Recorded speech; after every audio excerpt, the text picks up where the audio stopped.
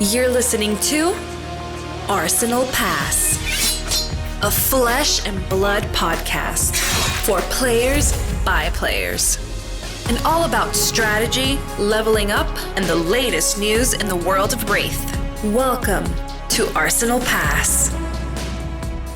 What's your favorite thing going on in your life right now that is not flesh and blood?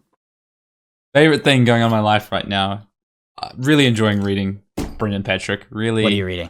I'm still reading Mistborn, right? I'm still reading Mistborn. Yeah. I'm almost finished book 1. I've been quite busy with work last week because it's about to wrap up for the year. But yeah, no, reading, getting outside has been pretty good. It's the end of the year. It's a good time. You getting yourself on a mountain bike for Christmas? Do you know what? I thought about it. I really thought about it. So I messaged Brendan a couple months ago. I think it was before Worlds, and said, I really want to pick up like an activity fitness that's not that's not like team sport or anything. It's kind of like individualistic. I'm looking at getting a mountain bike and hitting some trails around where I live. But the weather had been terminally bad up until that point, and summer was not looking good. Summer still doesn't look great, but the weather is looking a bit better. So I'm heavily considering it.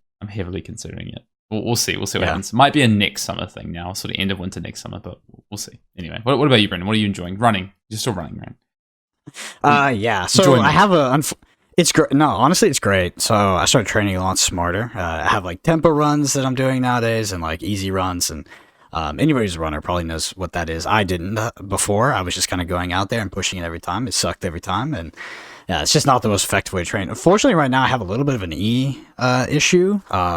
Just like my IT band is like really tight, and I got to roll it out and stuff. And sometimes when I get out there and I run, it's like a 7 out of 10 in terms of pain. I got to stop and I got to go do like a mountain bike instead, actually do a little bit of cross training.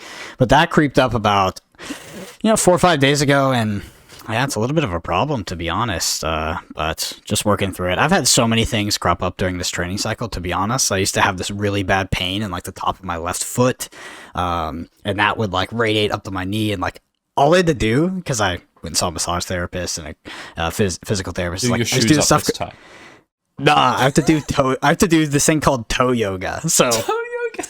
yeah, basically I do sauna every night, and then when I'm in there, you just have to lift up your big toe while keeping your other toes on the ground, and then lift up your other toes while keeping your big toe on the ground. Apparently, it's like very hard for some people, but if you do that, it will strengthen the exact muscle that was giving me issues. Doing it right now for testing. Oh, great. Maybe with some of this downtime and injury time, you can play some Dynasty Flesh and Blood and get some Teleshar reps in or something. Well, we got January coming up. I'm excited.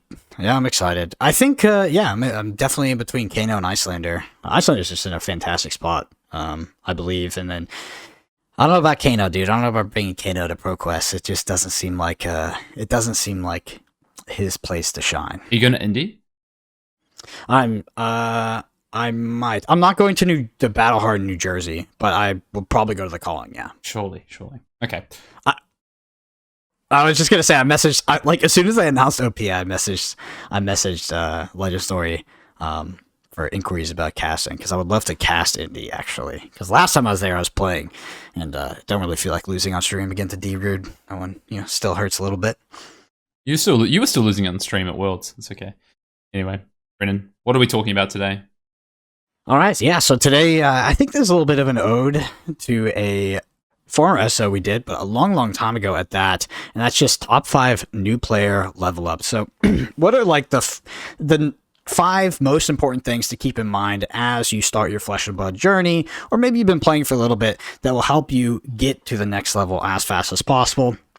Some of these things are maybe a bit more concrete and quantitative, like one of the points is math, right? But then the other ones are a bit are not, right? They're pretty much the opposite. It's like community, mentorship, all that stuff. It really helps more than you would think, to be honest, is to surround yourself with the right people. I've said it a million times on this pod. I pretty much attribute all of the success, or little success I did have in Flesh and Blood, to being able to play with players like Hayden Dale, Sasha Markovic, etc. Too kind. Too kind. Before that, right, I guess, have you been playing any Flesh and Blood? We'll just kind of skim through this week in Flesh and Blood. I'll pass to you first. Yeah, I actually was playing a little bit of the one of our new Kano brews on Talishar. But outside of that, been a bit on the Marvel Snap train, to be honest. The game, yeah. I was talking to Hayden about this. It's been a rough season for me. I basically was reset down to rank 70. I got to rank 90 in one day, and then I've spent about 15 days agonizing between plus or minus rank 95, and it's, man, I've gotten to the point where I'm a grown adult, and I'll be sitting in my bed in the morning, and I'll be like, dang it. It's just like, I'm mentally broken at this point. I can't do it. Well, I've been playing some Flesh and Blood. I've been playing a bit of Dash again. Still playing Dash. I didn't play as much this past week as I had sort of the prior week, but I did go to Monday night. I went to a winner store credit kind of event at a local store. I think it was like $150 first or something. I played this Dash deck. I think it's super powerful. I wanted to kind of like just spotlight it while we talked about this week in Flesh and Blood, and planning to do some sort of deck tech. But Dash just continues to impress me. And Hanabi Blaster is just, that card is to me ridiculous. And it's funny because someone asked about something in our Discord, and I posted the kind of like base 60 of where I'd started. I've been iterating on the 60 quite a bit, and then going back to the base and trying different things. Just coming back to this base plan to always try and have like a core Hanabi Blaster deck, and then trying different things out. So I posted this base 60, and then someone was like, "Oh yeah, I played a few games. This seems like, you know, is doing some really powerful stuff." And then some people were like, I don't know, Hanabi Blaster seems really bad. And to me, the card is just, so far, has been the strongest card in the set. It's just, it's you're just sitting there. You're like banned. No, I'm kidding. No, it's not like that. It's like the one thing I really like about Dynasty is I think that the power level and the way that the power level is done is really interesting. Like it takes a lot of setup to have this, and I think the Dash deck has to be built around it. You know, I'm playing a lot of cards like Crankshaft. I think Jumpstart as another zipper hit is like a really powerful card that you get off the back of that as well. That goes with kind of what you get with an Hanabi Blaster. But a lot of the other cards are kind of, you know, they're the things that help you drive it. They're the Crankshafts, your blue items, your Teklo cores, and your pounders. The deck is really interesting because it's not this just like straight out balls to the wall aggro deck, and it requires you to kind of block and defend and play the game, and you draw these hands that have items in them, and you set those up, and then you defend, and then you're working out how many times am I going to actually be able to activate my Hanabi Blaster. What does it look like? You're actually trying to play like 4 or 5 turns of the game at once, which I really like. So, you know, people might say, "Oh, it's not that big brain." Calm down, Hayden. But I do think the deck is quite interesting, and do plan to. Tell you what, I'll probably play it for something very soon and do a deck. So I just want to tweak it a bit more. I haven't been playing as much as I would like. So I played it at this event. I won the event. Me and someone else went undefeated. We split the prize because they didn't have enough time to do the last round or something. But I haven't played enough to I'm not testing the deck. It's not to the point where I'm like playing this every night like our normal testing. So I do want to put something up, but just give me some time. Yeah, I have a follow-up question. Where do you think the phrase "balls to the wall" comes from? You said that, and I was like, "Huh? What does that actually mean, Haydendale?" Great question. If anyone knows, drop it in the comments. Where does the phrase "balls to the wall" come from? You know what? Maybe it's for dodgeball reference. You know, I don't know, man. I don't know. For sure. I mean, let's see if we can find it in the news. You got anything for this week? Oh, we've got some news. I'll tell you what. This is the end of the year, and people are thinking this podcast is getting less and less Flesh and Blood related. They're talking about homology. Like, you know, we really pull it around. No real, actually, I said there's news. Not really news this week in the world of Flesh and Blood. It's quietening down. We are a week of Christmas when this pod drops. I think it's, the 22nd, 23rd. So end of the year is fast upon us. We talked about all the OP announcements that happened last week. We dove into those. Just to recap those, we have this pathway for OP in 2023. I'm really hoping that in Jan, we get confirmed dates. James did allude that would happen in early Jan, that we would have more information, confirmed location and dates for the PT. I really want an ELO update, Brendan. I posted a poll on Twitter last week, said, are we getting an ELO update before Christmas? 57% said no, but 43% said yes, and I think that's way too optimistic because it looks like we're definitely not getting one. But it would be nice to get an ELO update before Christmas. I don't think we'll get one, so I think we'll probably get one before ProQuest season starts. ELO's a funny system, man. Well, I just want to see where I am on Limited. I'm so selfish. Yeah, for sure. No, I think it's funny in the way and how they update it. And like, I remember that one time that they like batch updated it, and like some stuff was like seemed like it was off. It's it's wild. Hopefully they get it to an close to automatic soon. Probably the reason they're not using the scripts at the moment. But I did receive this in the mail, Brendan. I believe you've already received one. Mine just arrived. This is a package. If you're an audio listener, not on YouTube, I'm currently holding up a package. It's a box. It's about 30 centimeters by 25 centimeters, about, let's say, 8 centimeters deep. It does say from James White at Legend Story Studio. So I know a number of people have been receiving these. Mine came quite late because I missed the 2 deliveries. I'm going to open it while we do this news section of the pod, see what we've got in here, because Ellis is pretty well known, Brendan, for sending out these Christmas gifts now. They've done it 3 years in a row running now to a lot of the content creators. Of course, they send out these content creator kits as well to give away. We've given away a number of those. You know, the heralds, as we have in the past. Yeah. I just, I pity all of our audio listeners here because they've got Hayden whispering in their ears talking about balls to the walls, opening up packages on camera. Like, it's really confusing out here. Yeah, I mean... It's the end of the year, you know.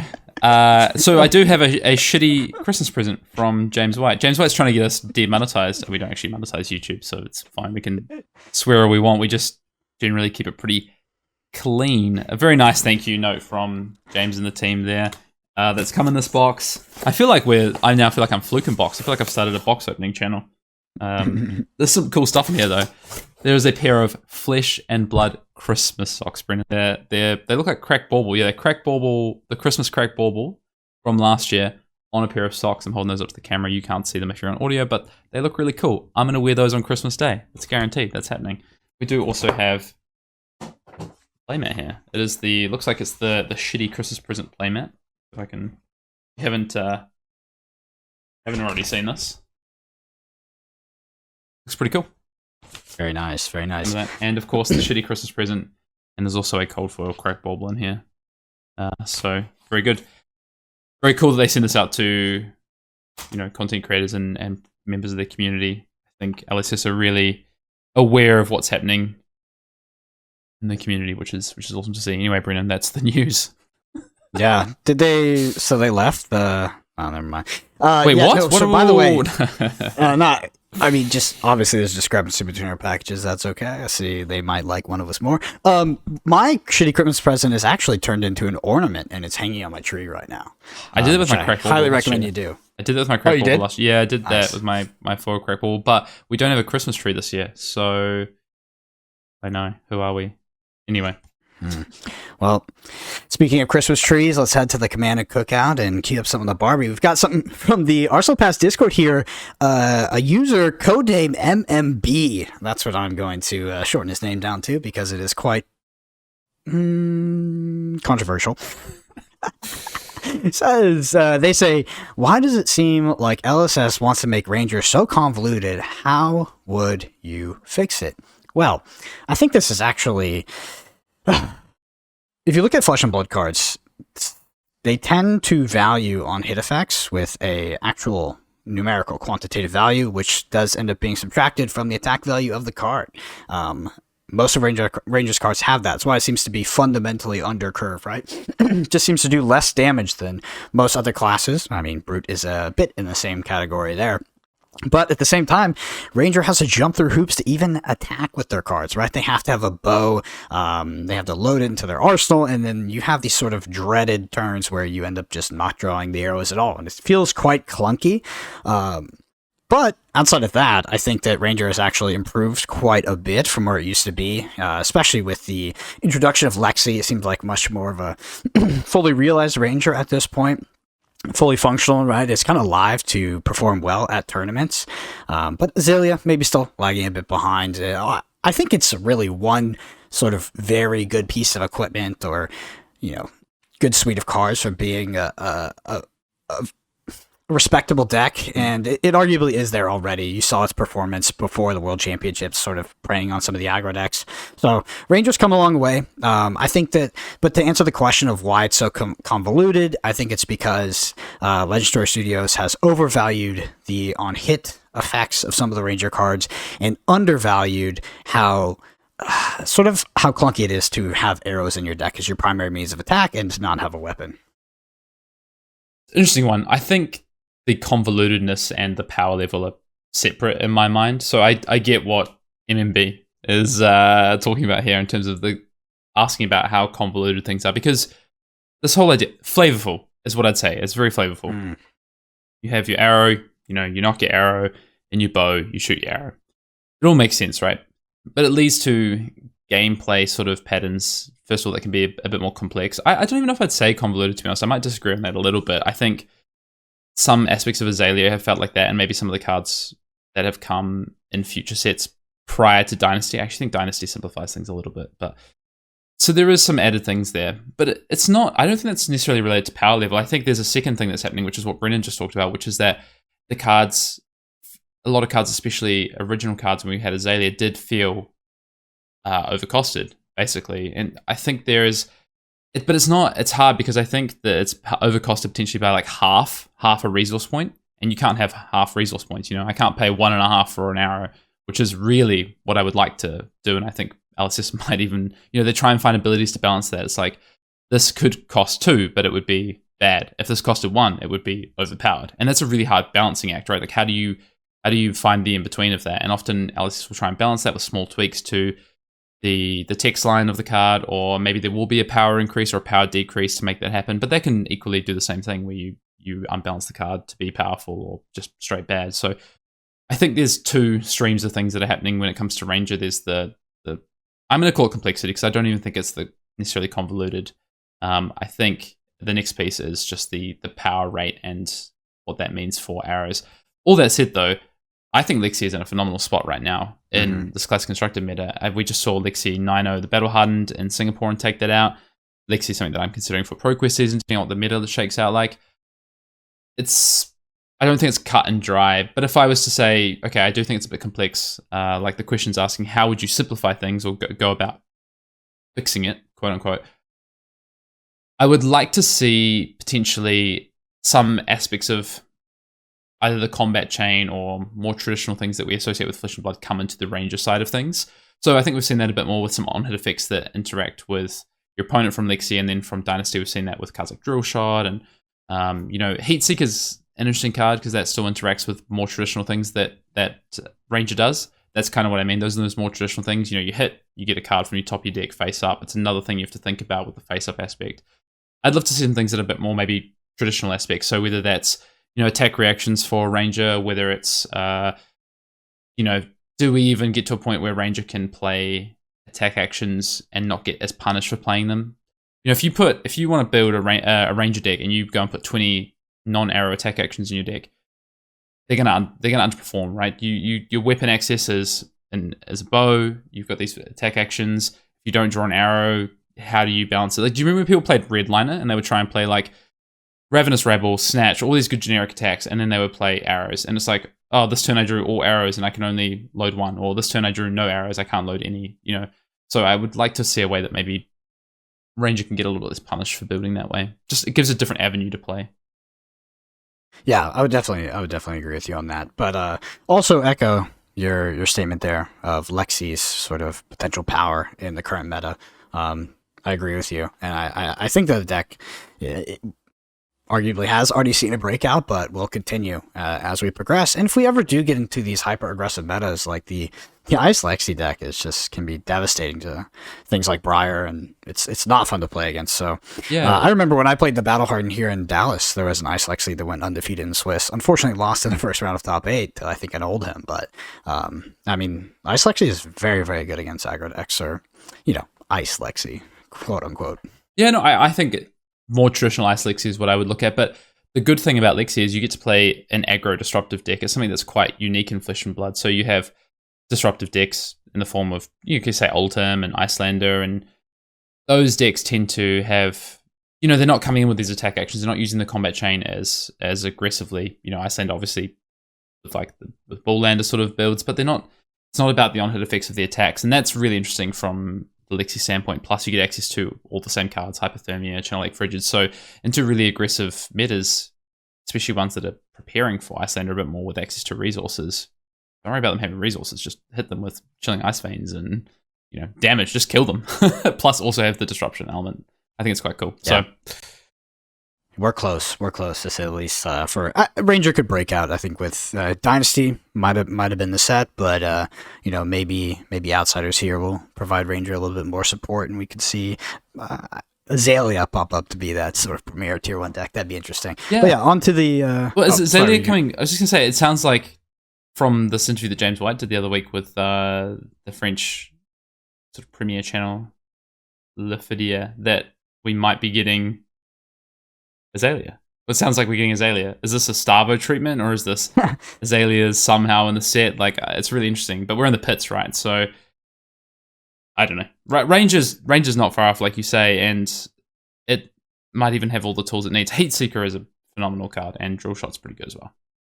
Yeah, actually, Ranger has a few like phenomenal cards. Just kind of all the cards below that occupy your deck that are less exciting. But and the convolutedness or complexity. And the convolutedness from as MMB said. Thanks for the question, by the way. If you do want to get your questions in, submit them to arsenalpassfab@gmail.com. Drop them in our Discord, YouTube comments below, tweet at us, DM us. We definitely have some space for some more questions in the new year. All right. On to the main topic of the pod, which is the top 5 level ups for new players. So started off here with sort of a bullet point that we did an entire podcast over, which is picking a deck, right? When you're starting out to do this, I think that you want to potentially look at the 3 big macro archetypes and see where you might want to slot in there. So that's going to be aggro, mid-range, and control. Those terms apply pretty loosely in Flesh and Blood, to be honest. I think aggro definitely does exist. Mid-range is really what is mid-range in Flesh and Blood. I sort of attribute it nowadays to value decks, things like Icelander, which is also a disruptive deck, but is really just trying to be, numerically above the opponent on each turn cycle and generating value. In the control decks, control in Flesh and Blood is sort of a mix between disruption and potentially fatigue. You can look at something like Oldhim, is able to grind you out with the weapon, gets a lot of value off Crown of Seeds. That's sort of the premier control deck for me in Fab right now. Just to talk about aggro examples, so it's just going to be like Fi and Briar, right? Potentially some dash builds, maybe not Hayden's dash build, but some boost dash builds definitely fall in that aggro category. But Fi and Briar, very good examples of that. And I think that after that, you figure out what archetype you want to be in, and you look for a hero that speaks to you. We mentioned a few that fall into the larger categories, but all the heroes are pretty much viable, at least right now in this class constructed meta. It is very liable to change as a new set comes in, but super healthy era of the game right now. And you can pretty much pick up and play everything to a reasonable level of competitiveness. I did add here to be careful picking Azalea, because that one's maybe the only one that's kind of an iffy, but I think it's powerful enough this day. So find a hero that speaks to you. Figure out if you're more of an aggro player, maybe a mid-range control. Like what makes you happy? Kind of smorking your opponent down, grinding your opponent out, or hitting them with some Aether Ice Veins and hypothermias and all of that. That's sort of. Go ahead, Hayden. Discuss what goes into that. What goes into choosing an archetype? Like if you're Brendan Patrick, you're teaching someone to play the game, or maybe you've got a friend who's, they've played the basics of the game, now they've been playing for a couple of months, and they're looking to play ProQuest Season 1, and they're thinking, okay, how do I choose an archetype? Like, I've played across maybe some of them I haven't. Like, what are your tips? Like, do you have a process for choosing an archetype? How do you go about that? For an archetype, I think it depends, right? I would say from the start, it's what you find joy in, right? We talked about kind of what aggro does, what mid-range does, and what control does. So whatever playstyle you find the most enjoyable, because I do think that they are quite distinct from one another. But to be honest, for me, like you talked about going into a ProQuest season, maybe starting your sort of tournament career, let's say, even if you're starting with armories, like same kind of thing, I would actually utilize results, to be honest, especially in today's day and age, because there are so many available, especially if you go on to something like fabtcg.com, or you follow any of the sort of ongoing tournaments, whether they be Battle Hardens, Callings, Pro Tours, World Championships. There's really good sets of data to kind of tell you what is performing well right now. And the way it has worked in Flesh and Blood, kind of, is that what's performing well right now tends to kind of keep performing well, at least the top 3, right? So, like, you're going to have your premier Oldhim deck be available, your Icelander mid-range deck, and maybe your Fi and Briar's aggro decks moving forward. Those tend to not get too disrupted unless something like a Starvo comes in that really hoses your hero. But I personally, I would choose something like mid-range, probably, because like Icelander, that's what I enjoy playing the most. I feel like that's the most rewarding, right? There's kind of a constant back and forth between me and my opponent, and aggro sort of gets that advantage out the window, and control gets it later in the game, while mid-range sort of plays throughout the entire game, just trading on value, right? So it's more of a back and forth through the whole time. But yeah, that's what would speak to me, and then I would probably go look at recent results to find out what kind of deck that fits that archetype is currently successful, and likely pick that up, or at least give it a try. Do you think in the current form of Flesh and Blood, you talk about archetypes there, you said aggro, mid-range, control, I'd even add a combo into there as well, potentially. But do you think those archetypes, there's viable options in all of them, that just playing to the archetype that you prefer to play with, so be that I'm an aggro player, that's how I identify, I like to play proactively, or I like to play more passively, I'm more of a control player, I like to disrupt the game. If you identify in one of those segments, do you think the archetypes are, there's viable options in there, you can just always stick with those right now, or do you think you need, if you want to be as competitive as possible, you might have to change between those? So you say right now, right? So if the question was right now, I would say 5,000, like 5,000%. Like, I think that there is a deck in each one of these archetypes that is competitive, that you can be successful with. If I look back to some of the very aggressive metas we've been in, like Chain and Briar, I think that mid-range decks basically didn't exist, or really, really struggled in this meta, and we sort of had this polarity between hyper aggressive decks and hyper defensive decks, and there didn't feel like there was a lot of in between, but those decks were just way more powerful than it kind of like what we have today. So yeah, I think that in today's day and age, to answer your question, there are decks in each sort of major archetype that you can absolutely be successful with. The one, if we added on that fourth of combo is probably the one that maybe struggles the most right now. Yeah, combo doesn't really have as much of an identity, I think, in Flesh and Blood, which is tough. But I think just extrapolating from what you said, Brendan, if you are sitting there as a player and you feel like you do identify with be it combo, be it control, be it mid-range or aggro, and that's where you want to play your Flesh and Blood, yeah, I agree with you. I think you can feel pretty confident right now that you can back yourself, go into ProQuest season and go, you know what, I'm not going to try and reinvent the wheel when it comes to how I play Flesh and Blood. I'm going to stick in what I know, and I'm going to go to that segment, like Brendan said. I'm going to go take a look at what the metagame, how it's been unfolding. We did a pod last week about the metagame and what's been happening. We talked about the heroes that are sort of on the rise and this meta being potentially quite aggressive. Okay, I'm a more disruptive control-based player. Go look at the decks that are out there at the moment. What does that mean for me? Does that mean, and one that comes to the forefront right now, which Brendan might disagree with, though, is Bravo, right? Like, Bravo seems to be in a potentially strong spot. Maybe that's where you go for in terms of that deck, and maybe you haven't had as much experience with Bravo. Maybe, Brendan, you might lean on something like an Ultim that you are more familiar with because it does something potentially similar, or you're still playing in your wheelhouse of the archetype, but a hero that you're more familiar with as well. Yeah, and I would say if you are balling on a budget, as they say, it tends to be that the aggro decks will be more accessible and cheaper. They just tend to run more of the common cards, I guess. The Icelander deck, I guess, had a lot of commons, but I think it was still relatively pricey because of its popularity, winning U.S. Nationals and going on to win the World Championships. Yeah. Exactly. Yeah, and the Fable, right? The Fable you could probably take out, to be fair. But the control decks, I feel like Oldhim tend to be a little bit more on the pricey side. And I think just a better entry point overall, especially if you're newer to TCGs in general, is going to probably be an aggressive deck. Yeah, the reason for that, I think the reason it's happened so far, long term that might not be the case, but the reason it's happened so far is because you have more replacement level effects in an aggressive deck. So, and if I use Ninjas as an example, right? Like Blossom Spring or Best the First or Hunt Cross Up, these cards have been used in these aggressive decks because the games are shorter on your game plan. You want the game to be shorter, so use your resources when you need it to do these big turns.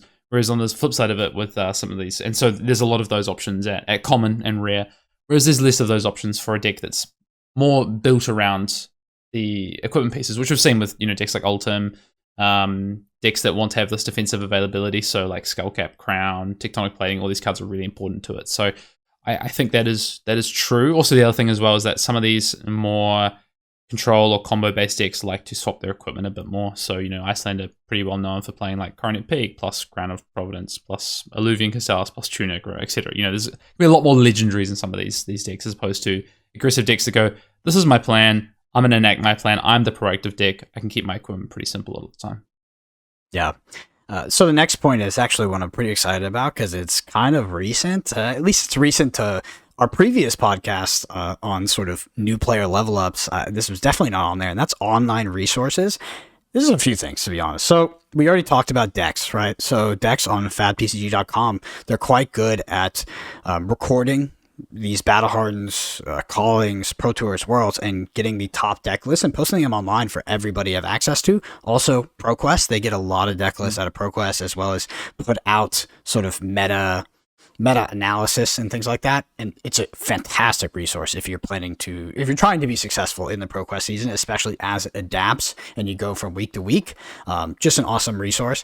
Outside of that, back in my day, back in Hayden and I's day, when we first started Arsenal Pass, you could go on YouTube and search, let's say, Arachne gameplay, and there would be nothing. That is absolutely not the case anymore. You can search whatever hero you're interested in and immediately get bombarded by all kinds of gameplay, usually a deck tag that has sort of, potentially as a sideboard guide as well, game plans. There's so much resources that you can access online, so much knowledge you can gain from other players, that I think you'd be doing yourself a disservice if you didn't go and check that stuff out. Yeah, I agree. And there's particularly a great one called Arsenal Pass, which is just just phenomenal. Go check out their videos on Legend Story Studios YouTube channel as well. But there is a lot of content out there, first of all, and there's also a lot of good content as well. So I think it is about finding the players and the content creators you can trust. But I don't think that's hard to do, because even some of the creators that maybe aren't as experienced, they're still going to have some really good points and different ways of thinking about these decks, and all that can be really valuable information, especially if you can find some specialists and heroes, things like that. You can, there's people out there who put on, like, they go through, there's someone doing Bolton and they're like doing every matchup with Bolton and like doing gameplay to like show the kind of game plans and stuff. I'm like, that's great. If I want to learn Bolton, go flick through and watch those, learn how to pick that up. The other thing I want to shout out, Brendan, is like Fab. You talked about Fab TCG and the deck lists and events. I think Fabruary does a really good job of this. So Fabruary.net, I think, is the website. If you don't use this website already, you should.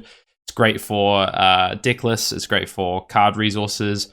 It has really great stats involved with the deck lists as well. So you can look at, like breakdowns and things like that. You can also see if people use the deck on Talishire through the link. You can see it's like win rate and stuff, which is whatever. That's kind of whatever. But you can also see like cards blocked with, cards pitched with, which is really cool in those games. And that website is great, I think. And they also do a really good job of curating events. So if you go onto there, they have a deck list page and they have a tournament section. You can go and see all the recent events. You can filter by event. You can search by event. And I think that's super, super helpful. If you're looking to find some resources, you can go like, I just want to see Lexi decks from tournaments. Not just Lexi decks that people have just randomly brewed up. Actually see events. So that, I like that a lot. Big shout out to Fabry. Yeah, and something you mentioned there as well was Talishar. So Talishar is the online way to play Flesh and Blood. It is community driven, and it is, in my opinion, it is the most powerful resource to be introduced to Flesh and Blood, especially if you're a new player. They have a spectate option. You can watch random people play, but it is a completely free way to play the game, and it's the best way to try new things, try new heroes, try new cards, such a good resource. I know that if we had it sort of, 2-3 years ago, it would have absolutely reshaped the entire landscape of the competitive game at that point. So I implore you to use Talishar to practice, to learn, to try new things, and potentially meet people. Because they're like, all the people that are on there playing Flesh and Blood, they might be a part of your community, and if they aren't yet, they might become in the future, right? So Talishar is fantastic. I'm obviously a huge proponent of it, have been since I found out about it, but a very clean, easy way to sort of dip your toe into sort of competitive Flesh and Blood. Yeah. So you're saying meet hot, sexy singles in your area through Telestar. That's what I'm hearing. I will second majority of what Brennan said on Telestar. I personally don't actually play much Telestar at all. I don't really use it to test because I have the luxury of having resources of people that I can easily jump on and test games with or in person, which is obviously a lot of people don't have that. So Telestar is great for that. I think Telestar has this kind of, it's such a fantastic tool for, and the main reason I use it personally is to like jam ideas. So jam new decks, pick up like, oh, I want to learn how to play Bolton. I don't really know. So I'm going to like play some games, learn the kind of ins and outs. I think there's kind of some diminishing returns. I think to test and tune a deck to get perfect sort of information of matchups and stuff, I'm not sure Telestar is the best. It's the best. I think it's a great tool. And if you have someone you know that can play those matchups, I think that's great. But a lot of people are doing the same thing that you've just been doing. They're just testing decks. They're trying to find things. They're probably not playing optimally. So I think once you get to the kind of past adoption to the point of wanting to really refine some things, maybe you want to move past using the sort of Telestar random matchmaking sort of feature or gameplay feature. Use Telestar still if that's a great interface you want to use, or be in person and try and find some people you can play those matchups into. I think is kind of the next step. Mm-hmm. But really great for finding, like for learning, like you're saying. It's such a good tool. Yeah, it's powerful too. I think that it once it was adopted, it kind of changed just the general landscape of competitive Flesh and Blood. People got a lot better, and it was very noticeable. Yeah, it's just going to reiterate one point here, which is just watching gameplay videos, learning the play patterns of other veteran players. Like, I think this is sort of a trick to get good at anything that you're new at, is just watch people who know what they're doing and have been doing it for a while, and then replicate that in the beginning. And once you have a good fundamental base, you can extrapolate and develop your individual skill from there. But such a resource, like I said, over on YouTube. So many gameplays available. The ones where they will have the hand showing, talk you through the lines.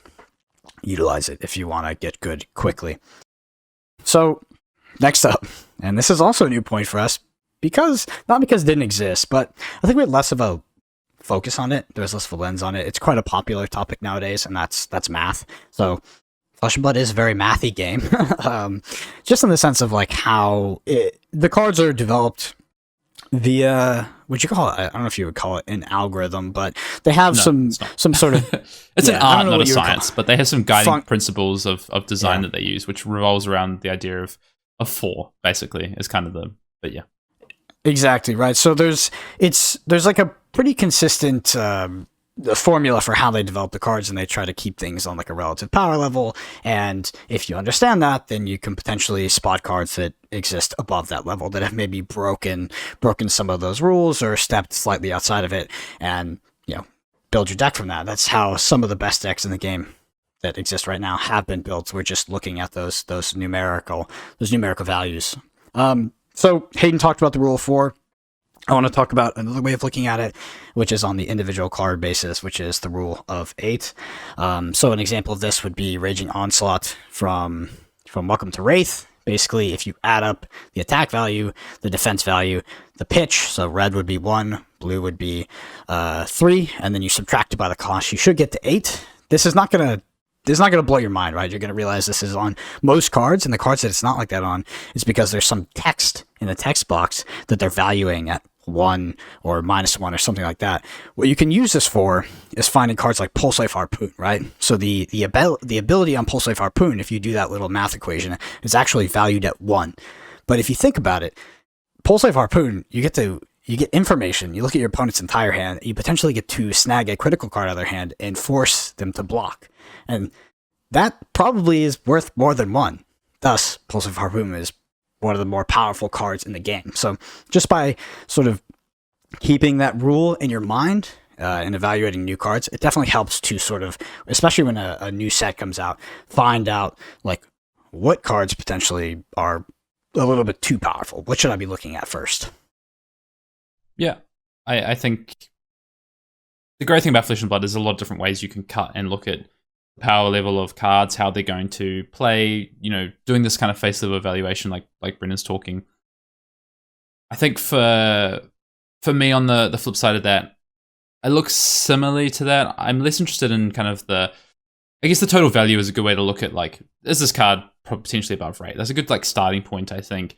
I think the way that I like to look at sort of cards generally is, like, what's the ceiling and what's the floor of this card when it comes to that kind of piece? So, like, you can use a bit of math there, but it's more about, like, what's the highest expected damage of this card? What's the lowest expected damage of that card? And that's going to give me a really clear idea. So, Pulse Wave, I'll use the same example Brendan used. Pulse Wave Harpoon.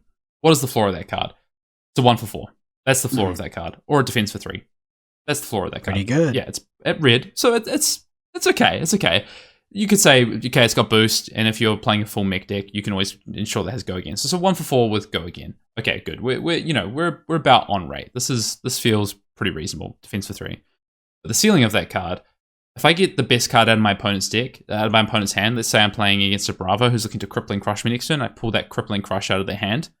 Okay, now I've just turned their 11 damage plus taking 2 of my cards. So if you set it cards worth about 3, 17 potential damage worth of a turn, and I've turned it into maybe now they have to come in with a blue disable or something for 7, 10 damage. My Pulse Wave Harpoon is with, 10 plus 4 minus the 3 blocking, 11 damage. Like that's how I kind of look at it. That's a ceiling. I've just found a ceiling in that matchup.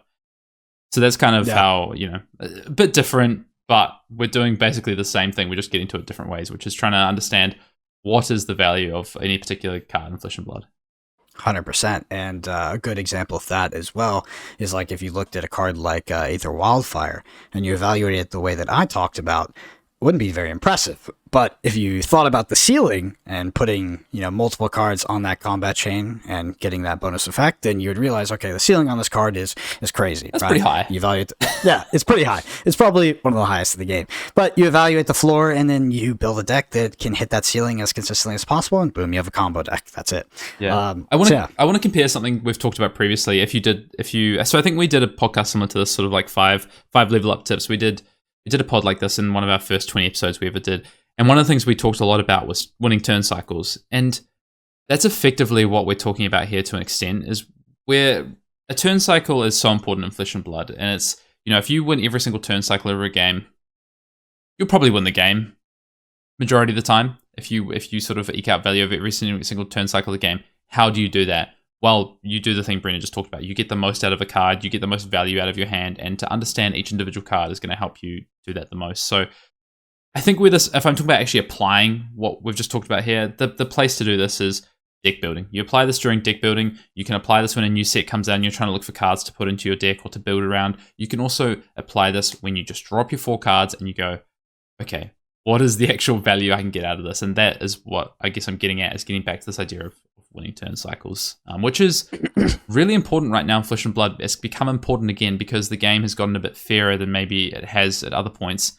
Winning turn cycles, that's literally what Michael Hamilton's, Bull-Lander deck does a lot of times, win turn cycles. And that's actually hugely important in where we are in Flesh and Blood right now, which is, I just think a tip is get back to winning turn cycles if you can. Yep, and that also applies to, as you are playing a turn cycle, looking at your hand and figuring out what is the sort of highest value play you can make, right? Sure. Like, should you be blocking with a card if you lose 5 value of attack for going down to a 3-card hand? Probably not, unless you're going to die or get hit by a non-hit effect. Maybe you should use the attack value of that card, which is a higher expressed value of the card, if it defends for something like 3. But we won't get too much into all of that. Go ahead. Let's get into it, but I just think that what you're showing there is that knowing the value of your cards and understanding where they can be is going to make that job so much easier.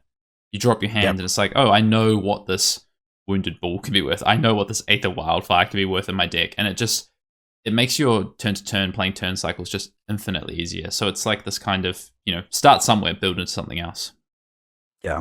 So point number 4 is community and mentorship. So I think that if you want to get good at the game of Flesh and Blood, it's pretty important to get out there and actually play, ideally in person, to be honest. Like, go to your LGS and meet the people that are also playing the game. This is where you're going to find that mentorship, right? You're going to find people that have been playing for a while, maybe have had a little bit of success. Even if it's success at the armory level, that's still going to be infinitely above where you are when you first are starting the game. And surrounding yourself with those kind of people is going to allow you to sort of learn and get better at what I would consider to be like an exponential rate, right? You're learning from the mistakes of others, the lessons of others, and I feel you will just get so much better, so much faster if you actually spend the time in your LGS. And if you don't have that available, join a community online, find a group of people that, also play online and share ideas. And it's the biggest level up.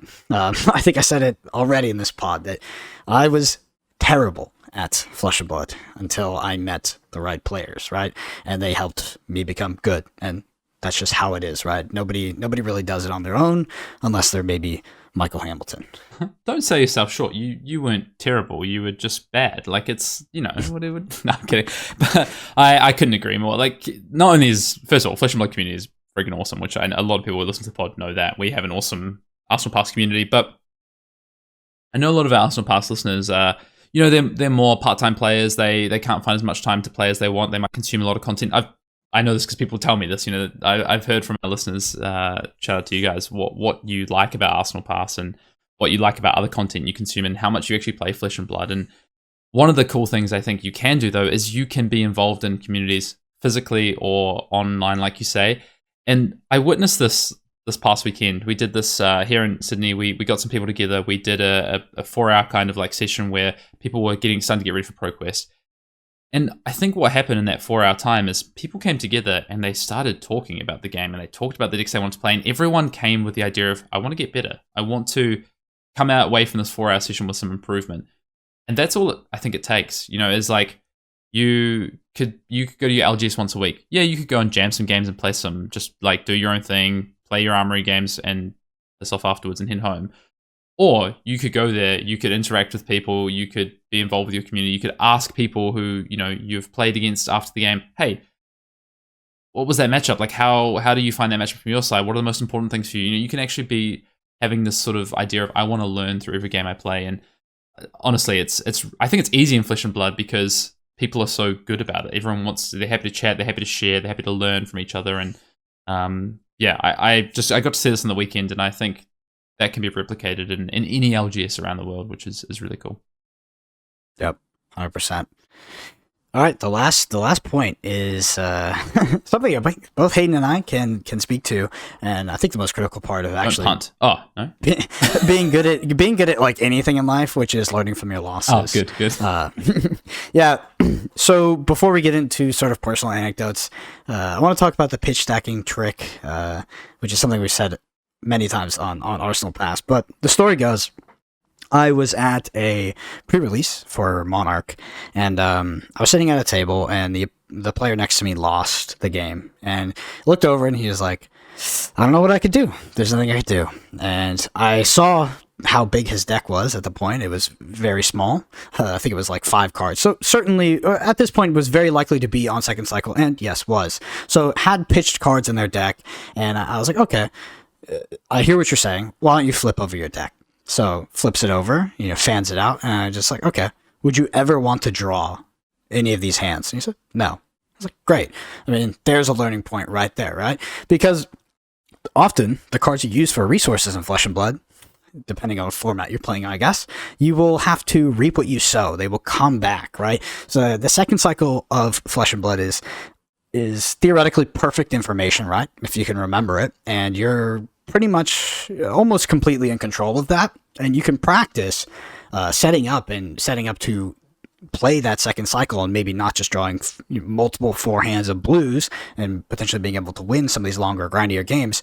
And a tool you can use to see how well you're doing that is at the end of the game, think about what cards are left in your deck, and if you can't remember, it's fine, but just flip it over and just say, hey, would I ever want to draw this hand? Is this a hand I could win the game with? The answer is no.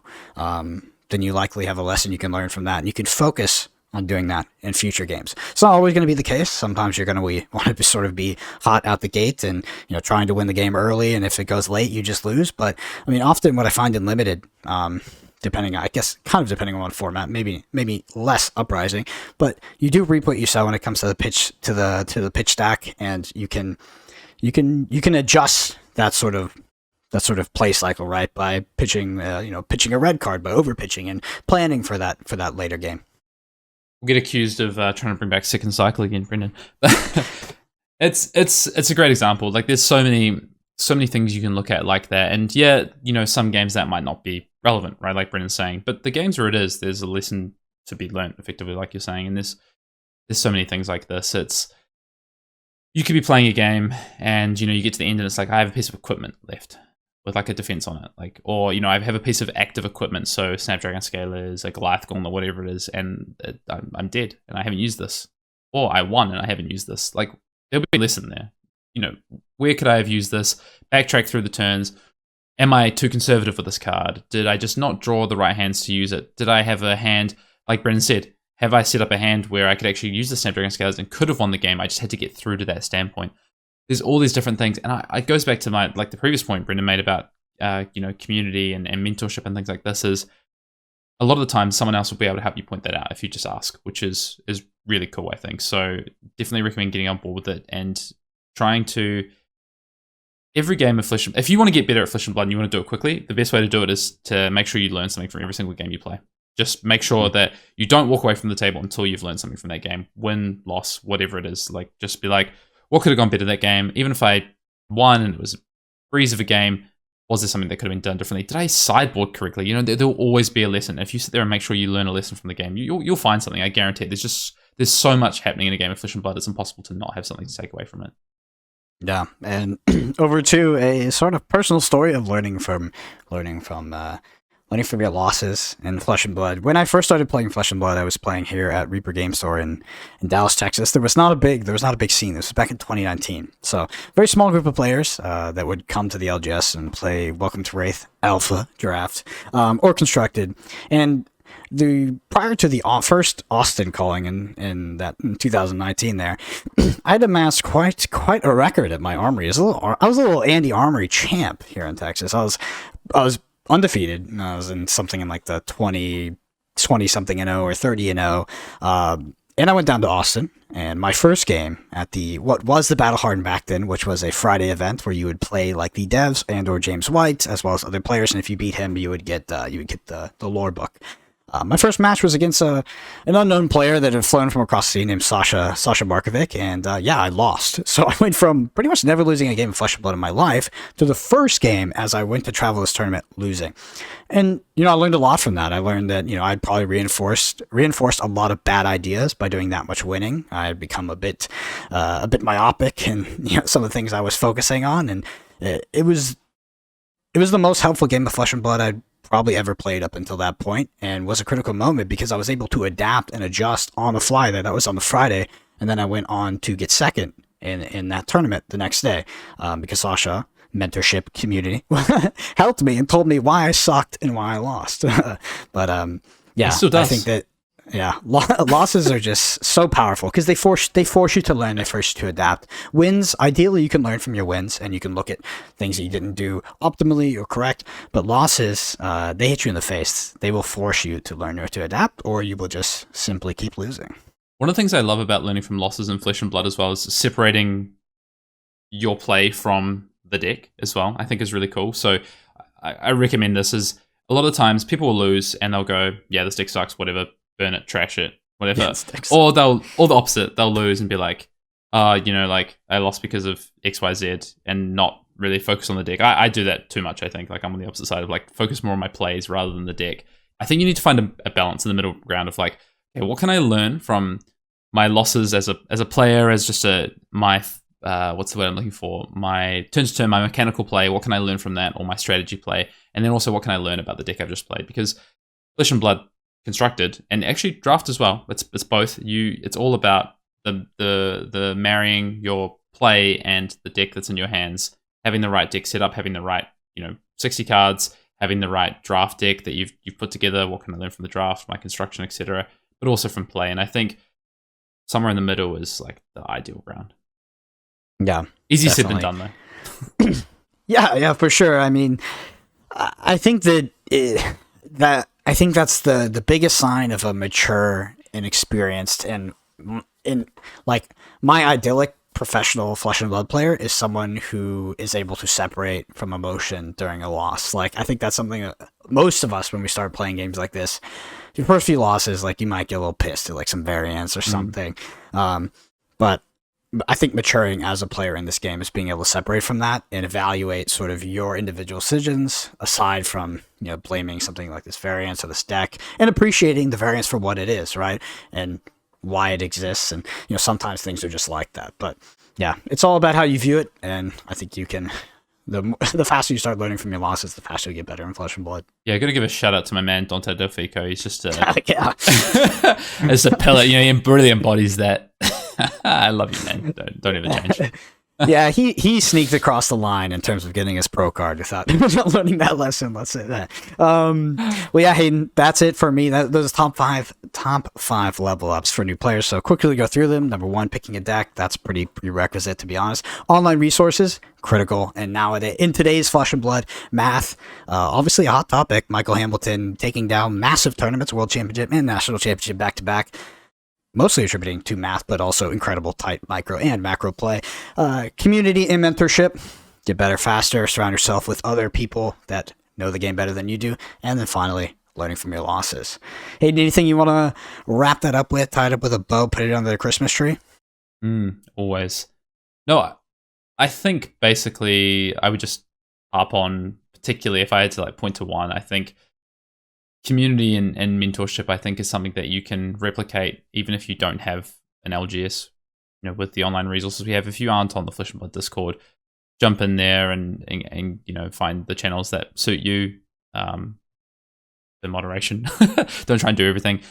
Find these players at your local LGS. Try and play into players that are better than you. I think those are kind of some of the ones that I would really highlight. For sure. Well, that concludes episode 89 of Arsenal Pass. Check us out on YouTube. We have a lot of videos coming up for the upcoming ProQuest season. So there's going to be deck techs, deck guides, all that good stuff to help you crush your local scene. While you're there, hit us with backhand that subscribe button, hit us with some likes, drop us some comments. It helps more than you would know. Let us know what you think of our top 5 sort of level ups for new players. Let us know if we missed any, or what your sort of number 6 would be if you had one. But yeah, Arsenal Pass on YouTube. Big shout out to all the Arsenal Pass patrons. Your support helps us do what we do. And like I said, we got those deck techs, deck guides coming to you here in January to crush that ProQuest season. Hayden and I are on Twitter. I'm located at BrendanAPG. Hayden is located at Fyen, Fyen_Dale. Head over there. Engage with us. Twitter is probably the most active social media platform for Flesh and Blood, as we call it, Fab Twitter. Generally a pretty healthy place. Sometimes it gets a little spicy, I guess, but overall great if you're looking to sort of engage with the game, keep up with the players, all of that good stuff. Hey, anything to close us out? Yes, I do. On that, if you want to find out what we do with the Arsenal Pass Patreon in January, Patreon is free. So you can get all access to all of our Patreon content in January for free. So if you sign up in January, you will not be charged for the month. If you're already a Patreon, you will not be charged for January. So that is our Christmas gift to the Flesh and Blood community. If you've got some friends that, they might be interested in what we do, but they don't want to pay for the access to it, send them our way. Because in the month of January, Brendan, as I say, it is free. Also, Brendan, I have one quick question for you. It came from YouTube comments last week before we sign off for the week. How good The question just says, why does Brendan have keyboards on his wall? Why do I have keyboards on my wall? Because I'm a keyboard connoisseur. And not if you're on the audio, not the musical kind. He has mechanical computer keyboards on his wall. I'm a connoisseur of fine things. What can I say? I like keyboards. I used to play a lot of video games. I've since kind of moved on with my life. Now I just play mobile games and occasionally throw my phone across the room. But yeah, I like keyboards. I used to be pretty deep into it. The blue one up on the wall there is actually a custom build. I got to sort of watch it be built on stream and stuff, and it was cool. Like, there's a really popular content creator on Twitch called Teha Types. I think that's his name. He does builds like that, but gets you that silky smooth click, all that good stuff. But to be honest, Hayden, I just was looking for stuff to throw up on the wall, and it was like, that makes sense. Well, there's one last question. Again, audio listeners, Brendan, you have a framed picture of yourself on the wall. The question came in: why does Brendan have a framed picture of himself on the wall? I just think I look very handsome in that. All right. Again, looking for creative to sort of backdrop me, because I don't, for sort of OG listeners for Arsenal Pass, I probably had one of the worst backdrops in history for quite a long time. It was just like a long room. It was a better long than my room. current. My current sucks. I need to do something about this. Yeah, a long room and then a door. At least you got trophies to hang up. I have a bunch of trophies too. They're just haven't quite come yet. Maybe one day. Anyway, all right, Brendan. That's the grilling over. That's been episode 89 of Arsenal Pass. Until next week. See you in the next one. See you, everybody. Still a light grilling in the show.